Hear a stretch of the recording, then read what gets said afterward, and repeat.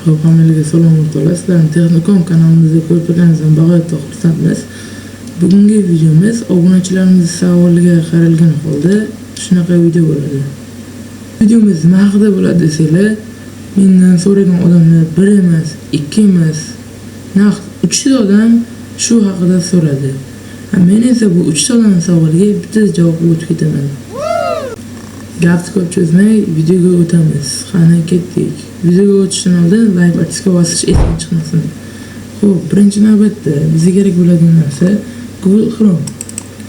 Google Chrome kiramiz va o'zimizga kerakli bo'lgan akkaunt tanlaymiz. Menga bu kerak.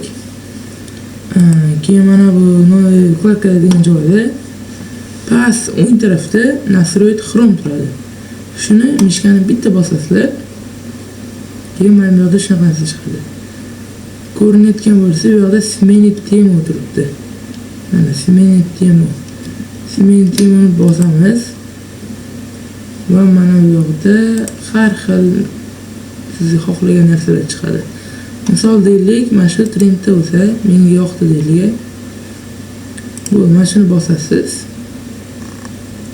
Tepada X ni bosasiz. Bo'ldi. 3 tadan mana shu haqida mendan narsa so'ragan edi. Bo'ldi. Endi bu yoqqa kirib yozayotgan paytingiz video yoqqan bo'lsa, like buttonga bosib esdan chiqmasin. Keyingi video nima haqida bo'lsin, kommentariyada izohlaringizni qoldiring.